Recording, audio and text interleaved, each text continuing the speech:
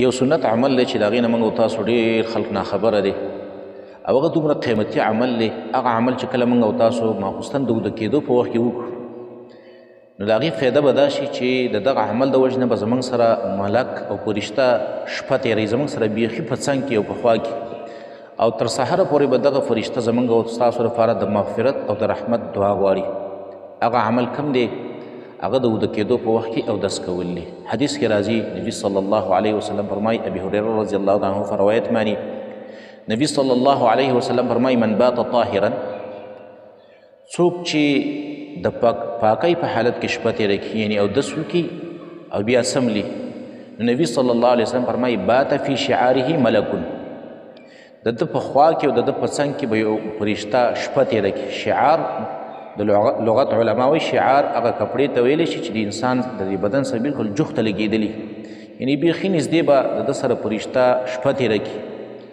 او هر ټیم چې دا بنده راویښېږي دا ملک به ورله دعا کوي الا قال الملک، مگر هغه ملک داسې وایي دعا کوي د دې بنده لپاره چې اللهم اغفر لعبدک فلانا،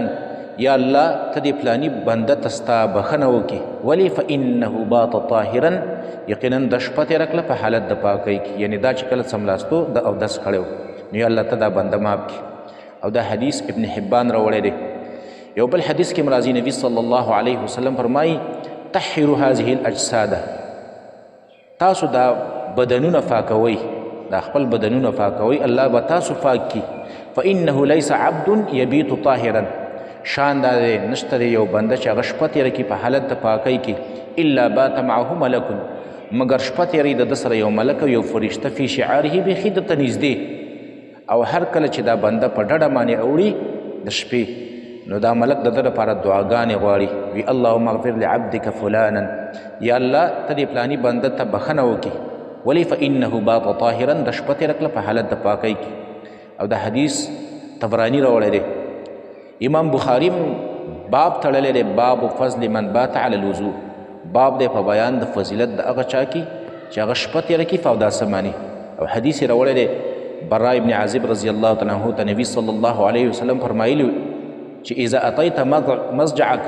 ای برا کله چې ته خپله بشترې لځې نو فتوضأ وضوءک للصلاه، ته اودس کوه داسې اودس کوه لکه څنګه چې د مانځه دپاره اودس کوې نو بیا څمله، او بیا ورته یو دعا هم ښودلې وه چې هغه دعا وایه په ښي طرف باندې څمله. نو د اوده کېدو په وخت کې چې کله موږ او تاسو په اوداسه باندې څملو نو زموږ سره به په څنګ کې یو فرشته شپه تېروي او هغه فرشته به زموږ او ستاسو د مغفرت او د بښنې دعا کوي د الله نه، او فرشتې او ملایکې د الله نوراني مخلوق د هغې چې کومه دعا د کوم بنده دپاره وکړي الله رب العالمین زموږ او ستاسو عقیده دا ده چې هغه دعا به الله رب العالمین خامخا قبلوي.